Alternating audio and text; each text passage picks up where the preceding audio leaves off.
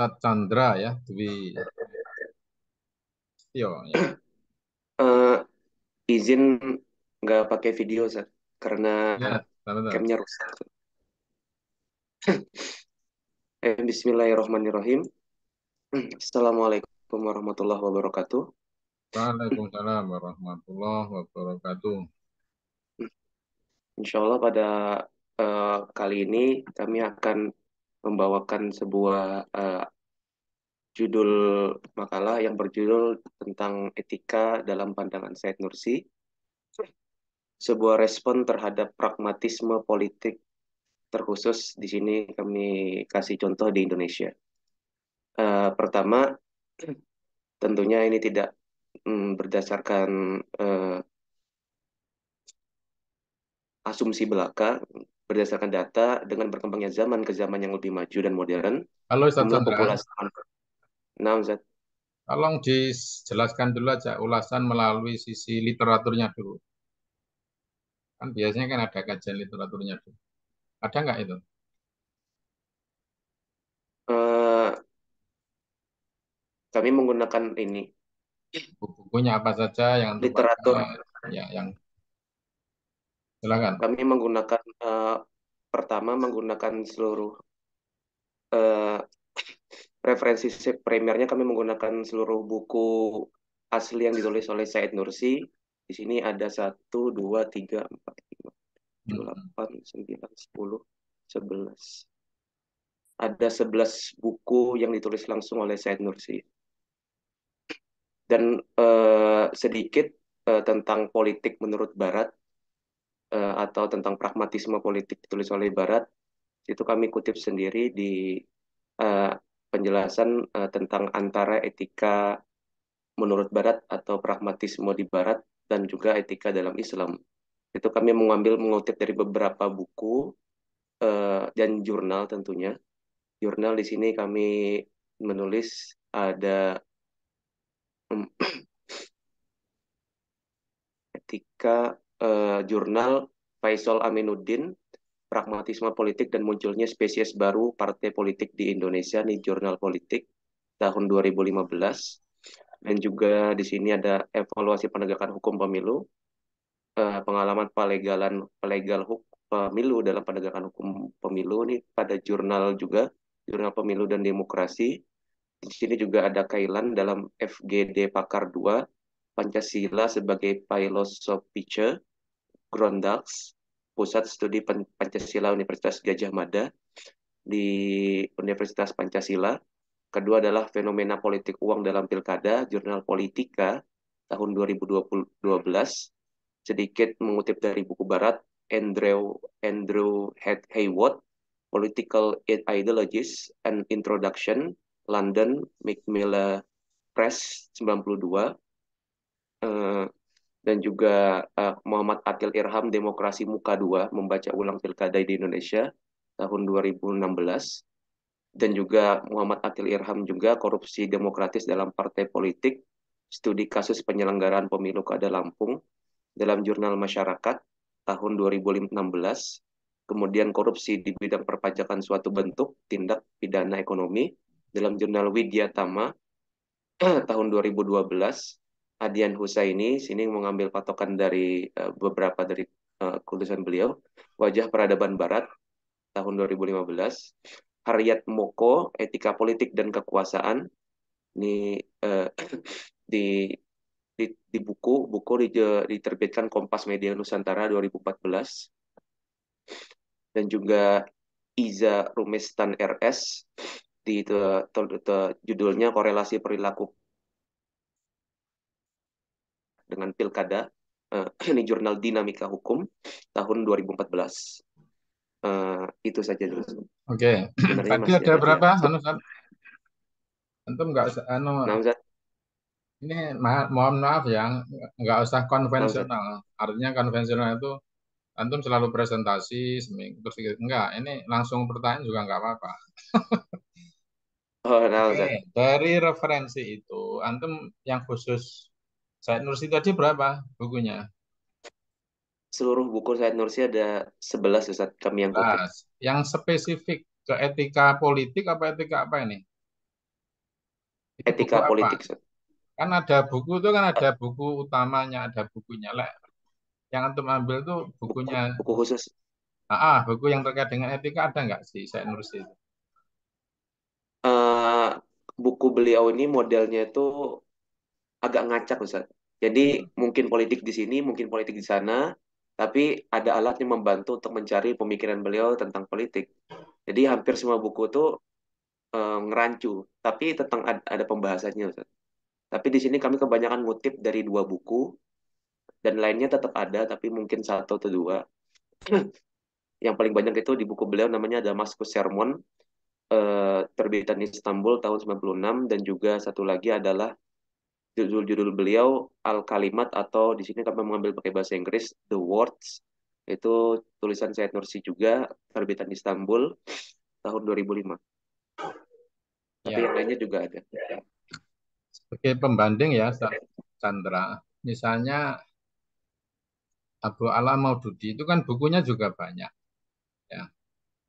Tapi orang melihatnya itu misalnya buku yang fenomenal di antara buku-bukunya Abu Ala Maududi itu apa? Tentang konsep khilafah ya. Nah, Atau suro, apa namanya? Suro, apa nyebutnya? Demokrasi, musyawarah. demokrasi teokrasi. Apa istilahnya? Dia menyebut begitu. Oke. Sama juga dengan M. Natsir. M. Natsir itu kalau nggak salah berapa Ustaz Mukib? Bukunya yang ditulis beliau 45 atau 47 Ustaz Mukib? 5 Ustaz. 45. Itu kan yang fenomenal yang menjadi apa? Itu misalnya tentang dasar negara ya. Diskusi apa? Perdebatan tentang dasar negara. Yang kedua apa? Yang menarik dari M. Nasir itu biasanya selain dasar negara, tentang dasar negara, perdebatan tentang dasar negara itu, misalnya beliau tentang emosi integrasi, itu bagus. Sehingga orang sebenarnya itulah gagasan besarnya sama apa siapa M. Nasir. Sama juga saya pikir Said Nursi itu kan juga banyak buku-bukunya. Lah itu loh yang paling utama. Lah itu loh saya katakan tuh dimunculkan, judul itu dimunculkan dari situ. Jangan dari persepsi kita, dari opini kita. Jadi saya kira juga bagus ya. Etika dalam pandangan Said Nursi sebuah respon atas pragmatisme politik. Bisa di ini komentari Ustaz Chandra, buku atau gagasan besar beliau di antara buku-buku itu buku apa atau apa yang memang etika politik itu atau bagaimana menurut Anda? Ini kami korelasikan atau kami ajak berbicara beliau ini tentang fenomena politik yang terjadi sekarang, Ustaz. Dan Itu, sini kami itu tahapan kedua. mau, Itu tahapan kedua, Ustaz. nah, Pelan-pelan saja, Ustaz ini Chandra.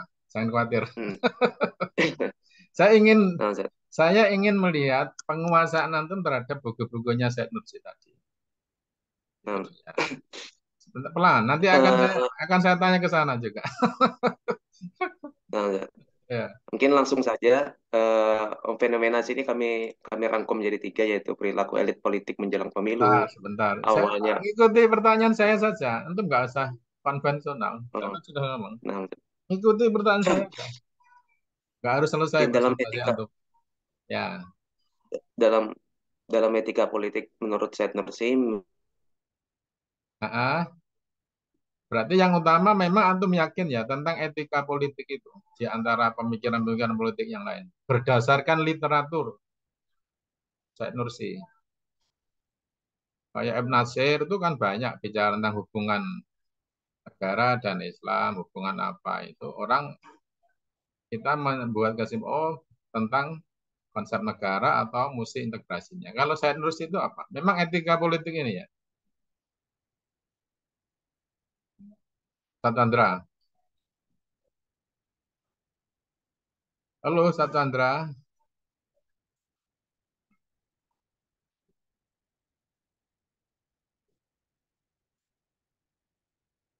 Ustaz Chandra, dengar saya?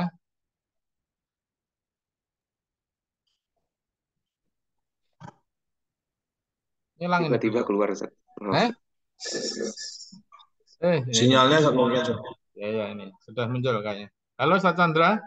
Nah, Ustaz, Ya, tadi Ya, ini keluar jelek, antum, Ustaz. sendiri, Ustaz. antum Apa fokus ke Ustaz? pertanyaan saya, jangan kemana-mana dulu. Nah, Ustaz.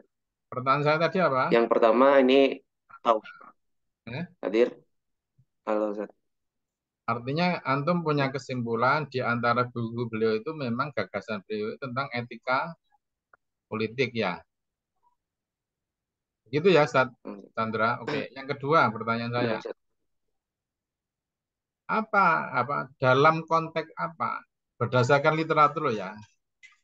Beliau bicara tentang etika politik itu. Artinya dalam konteks pemerintahnya siapa atau dalam hasil riset beliau dalam apa di mana itu ada nggak kira-kira di berbagai Ada, literatur? Ustaz.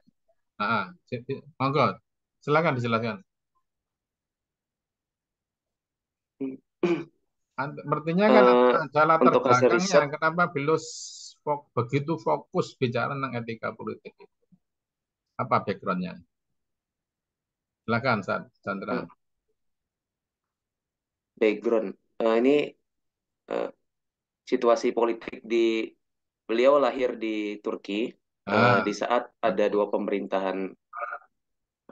Ah, dua pemerintahan yang berbeda. Pertama adalah pemerintahan terakhir oleh Khilafah Utsmaniyah, dan juga setelah itu penguasaan Turki Utsmani terhadap Turki, yaitu sekularisme yang dipimpin oleh para para de- para kolega Mustafa Kemal Atatürk yang oh, membawa ide sekularisme di Turki. Maka dari sekularisme itu berdampak terhadap politik. Di dalam politik itu tergantung juga politik dari Barat. Maka dari situ Turki sangat sekuler, tidak hanya dalam segi akidah, juga dari dalam kehidupan sehari-hari atau dalam politik. artinya, Maka beliau salah halo, satu, Sandra, artinya nah, latar belakang kenapa beliau begitu fokus tentang etika politik itu dilatar belakangi masa transisi ya dari Khalifah Utsmaniyah itu pada hegemoni sekulerisme di Turki pada masa pemerintahan siapa? Kemal Atatürk itu ya, betul? Namzat, Ustaz Chandra. Pada tahun Namzat, pada betul. tahun berapa beliau hidup? Ustaz Nursi. Lahirnya Ustaz, Ya, atau lahir dan penyerangan. ya hidup beliau pada masa Untuk lahir, tahun berapa sampai tahun berapa? beliau lahir 1876, meninggal pada tahun 1960. Oh ya, berarti memang masa masa masa mulai apa runtuhnya Masa, Khilafah Utsmaniyah. Yang kedua adalah masa bangkitnya. eh, bangkitnya Berarti eh, berarti problem-problem etika politik itu justru dia potret ketika pada akhir Khilafah Utsmaniyah pada saat kekuasaan Kemal Atatürk begitu ya kira-kira. Namzat. Oke, sekarang saya masuk ke pragmatisme politik. Itu udah antum merujuk di apa? Memotret atau fenomena apa pragmatisme politik itu? Di Indonesia, Untuk di dunia Islam atau di mana pragmatisme politik itu? langsung fenomena, kalau kalau pengertiannya langsung saja mungkin. Mas, Pertama, fenomena pertama yaitu adalah fenomena, sini kami jelaskan, perilaku elit politik menjelang pemilu. Karena intinya dari pragmatisme ini adalah mereka hanya berdasarkan eh, hasil, bukan berdasarkan ideologi mereka atau berdasarkan eh, kemauan mereka di awal. Jadi mereka hanya berpantuan kepada kalau misalnya itu bersifat menguntungkan, walaupun kita berbeda jalan apapun ditempuh, itu mereka akan menganggap itu benar. Jadi pertama adalah pemilu menjadi wadah utama dalam kontes politik. Di sini kami mengambil rujukan beberapa makalah, eh, fenomena politik uang dan sebagainya, yang di sini intinya adalah mengatakan bahwasanya ya, ada, ada kontes namanya politik is about money. Ada politik itu pasti tentang uang. Maka tidak heran kalau misalnya anggaran besar dikeluarkan untuk menjadi seorang elit atau menjadi kepala daerah mengeluarkan biaya hingga puluhan miliar. Nah, itu kami merujuk dari tiga empat makalah, tiga eh, empat makalah. Selanjutnya untuk fenomena kedua adalah fenomena di sini kami jelaskan adalah awalnya oposisi kini berkoalisi, yang artinya sebelumnya mereka pemikirannya seperti itu karena ada kepentingan lain mereka pindah haluan. Ya, di situ intinya mereka sangat pragmatis, tidak ideologis. Nah, ini kami mengambil boleh dikatakan hampir seluruh partai partai merupakan partai pragmatis karena mereka rela mengesampingkan ideologi guna memperoleh keuntungan. Di sini kami mengutip ada tiga makalah juga, Januari catatan politik di tahun politik dan sebagainya. Kami sudah tuliskan di makalah. Kemudian pas selanjutnya adalah maraknya atau perilaku politik di saat setelah menjabat jadi pejabat.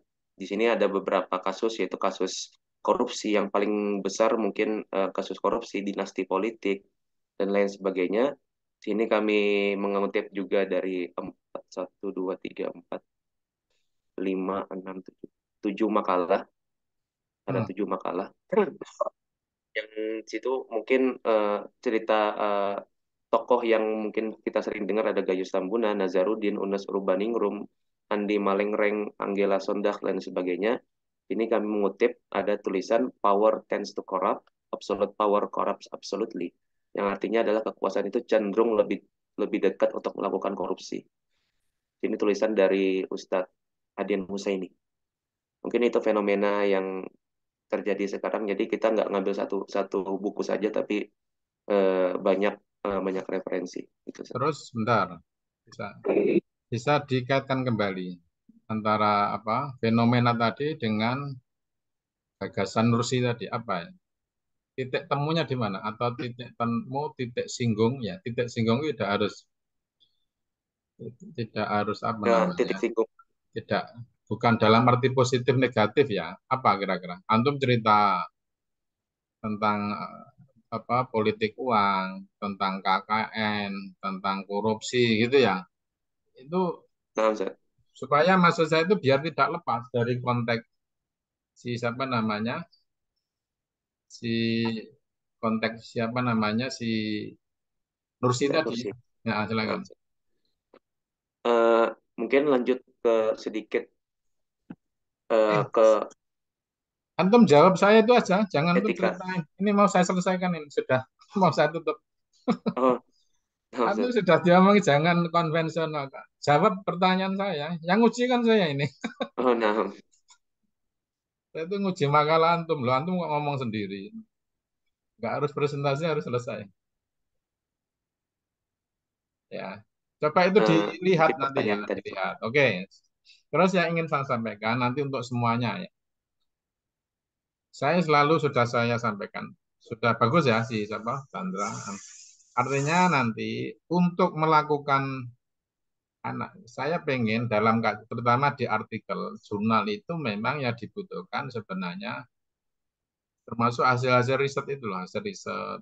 Terus yang kedua itu bukan pendekatan yang sifatnya deskriptif tapi pendekatan analitis.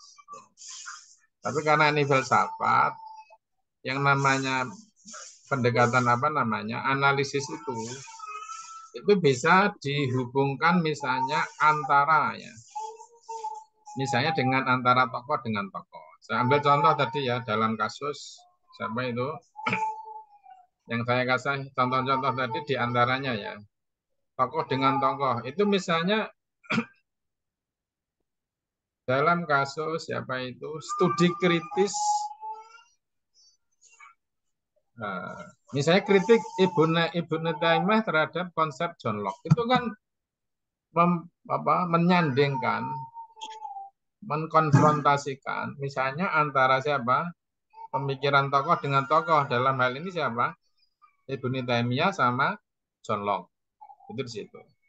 Atau yang kedua bisa jadi yang namanya analisa kritis itu adalah antara gagasan utama tokoh tadi dengan kondisi realitas. Misalnya saya ambil contoh, misalnya studi kritis konsep demokrasi John Locke dalam ini dalam perspektif Maududi berarti tokoh dengan tokoh ya. Kalau tokoh dengan ini misalnya menimbang pelaksanaan pemilu di Indonesia dalam perspektif Machiavelli. Itu artinya antara gagasan Machiavelli itu dikritisi dengan fenomena politik dalam konteks ini pemilu gitu. Itu ya, Chandra, dan yang lain-lain saya kira Nah, Ustaz. itu konteksnya. Dan itu sudah bagus ya, tinggal nanti kita diskusi aja, kita diskusi. Saya hanya ingin sebenarnya presentasi yang kita maksud dalam konteks ini, konteks kita itu, saya hanya memastikan ya satu tentang tema itu, tema termasuk pokok-pokok pembahasan itu dilandasi oleh sebuah kajian literatur yang mendalam dan bisa dipertanggungjawabkan. Maka nanti termasuk ini tinggal tersisa siapa ini? Dua orang itu kalau saya sebut siapa ini? Satu Maulana ya sama Sahrinal ya. Kalau nanti ini diperbaiki juga. Nanti kalau saya tanya ada nggak daftar pustakanya? Nek nggak ada, nggak usah presentasi. Saya nggak akan dengarkan orang yang mendongeng. Termasuk Sahrinal ya. Chandra tadi sebenarnya saya cek itu di PPT-nya nggak ada, tapi karena beliau Chandra dah bisa mengulas ya beberapa liter tadi itu bisa dilanjutkan. Kira-kira begitu ya. Tolong ini menjadi catatan semuanya dan mohon tadi judul-judul finalisasi judul itu dikirim lagi di grup ya. Dan yang kedua ya, sudah mulai antum berkorespondensi bisa dengan pembimbing tadi, nanti yang sudah saya plotting tadi ya, siapa menjadi penulis pertama, kedua tadi, antum sudah bisa mulai menghubungi beliau. Yang kedua, yang berikutnya, antum sudah mulai bisa melakukan korespondensi dengan jurnal yang ingin antum tuju tadi. Cari author guidance-nya ya. Terus kemudian yang kedua dieksplorasi referensi ya. Artikel-artikel yang ada hubungannya dengan tema antum itu. Saya nyebut ya, ada 20% itu literatur. Misalnya kalau antum bicara Said Nursi, yang antum bahas itu adalah siapa? Ya, buku-buku utamanya, karya-karya beliau itu apa dulu, itu antum kemukakan dulu. Baru nanti 80% itu adalah tambahan dalam konteks ini yang kita sepakati adalah jurnal-jurnal itu 80%. Lah di antara 80% itu syukur 50% itu diambil dari jurnal yang dimaksud, yang antum tuju nanti itu di situ. Sehingga nanti saya itu pengen antum ngomong apapun itu sudah memang sudah membaca buku 25 literatur ya. Mantap kan? Antum ngomong apa aja insya Allah selamat. Secara hukum dan secara ilmiah itu yang saya maksud.